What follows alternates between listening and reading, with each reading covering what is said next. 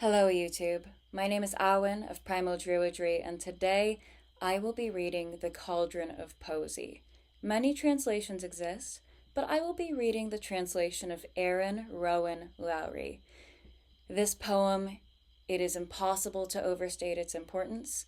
This is one of the fundamental roots of Celtic Druidic mysticism and knowledge. I return to it time and again.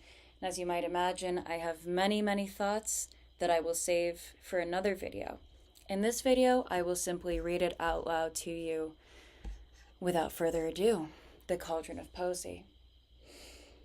My true cauldron of incubation. It has been taken by the gods from the mysteries of the elemental abyss.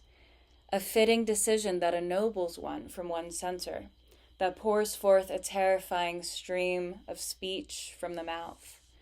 I am Amergin Whiteney, pale of substance, gray of hair, accomplishing my incubation in proper poetic forms, in diverse color. The gods do not apportion the same to everyone. Tipped, inverted, right side up, no knowledge, half knowledge, full knowledge. For Eber and Dawn, the making of fearful poetry, vast mighty draughts of death spells, in active voice, in passive silence, in the neutral balance between. In the proper construction of rhyme. In this way, it narrates the path and function of my cauldron.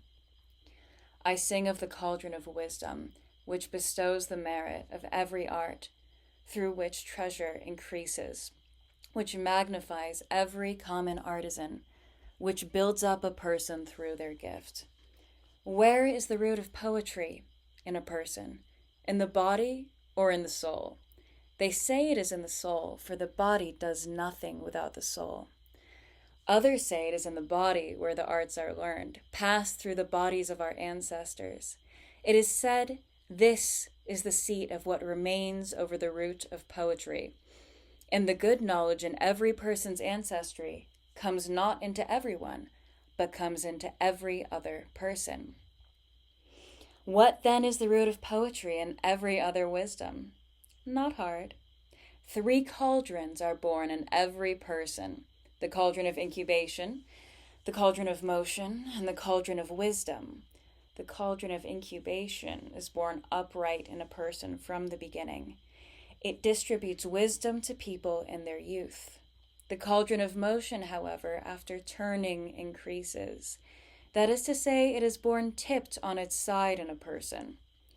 The cauldron of wisdom is born on its lips, upside down, and it distributes wisdom in every art besides, in addition to poetry.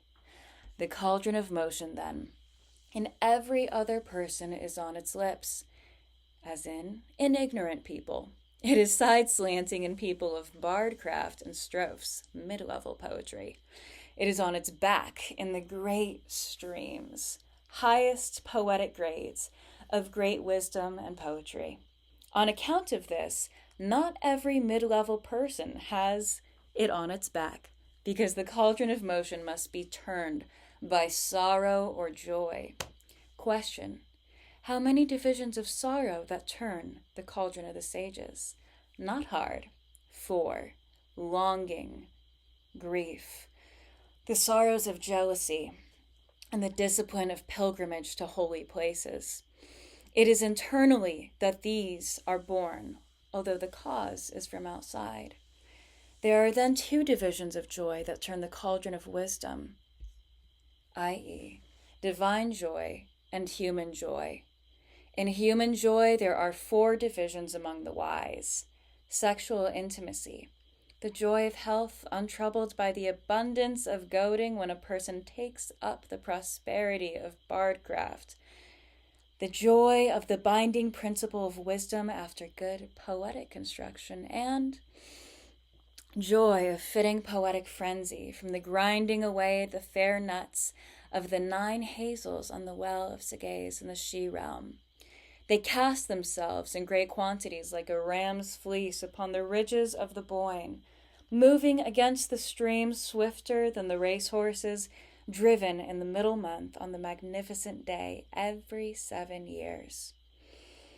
The gods touch a person through divine and human joys so that they are able to speak prophetic poems and dispense wisdom and perform miracles, as well as offering wise judgment and giving precedence and wisdom in answer to everyone's wishes. But the source of these joys is outside the person, although the actual cause of the joy is internal.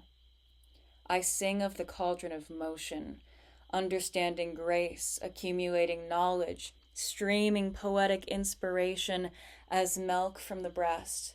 It is the tidewater point of knowledge, union of sages, stream of sovereignty, glory of the lowly, mastery of words, swift understanding, reddening satire, craftsman of histories, cherishing pupils, looking after binding principles, distinguishing the intricacies of language, moving toward music, propagation of good wisdom, enriching nobility, ennobling non-nobles, exalting names, relating praises, through the working of law, comparing of ranks, pure weighing of nobility, with fair words of the wise, with streams of sages, the noble brew in which is boiled the true root of all knowledge, which bestows after duty, which is climbed after diligence, which poetic ecstasy sets in motion, which joy turns, which is revealed through sorrow.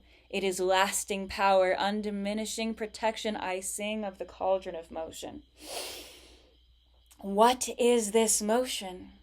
Not hard. An artistic turning, or artistic after turning, or artistic journey. It bestows good wisdom and nobility and honor after turning. The cauldron of motion bestows is bestowed, extends is extended, nourishes is nourished, magnifies is magnified, invokes is invokes, invokes and is invoked, sings is sung, preserves is preserved, arranges is arranged, supports is supported. Good is the well of measuring, good is the dwelling of speech, good is the confluence of power which builds up strength. It is greater than every domain, it is better than every inheritance, it brings one to knowledge, adventuring away from ignorance. The Cauldron of Poesy, which is pagans and assorted heathens listening. If you wish to read it for yourself, I was rather obviously, if you were looking at the YouTube video, reading from the obsidianmagazine.com, Cauldron of Poesy translation by Erynn Rowan Laurie. Enjoy.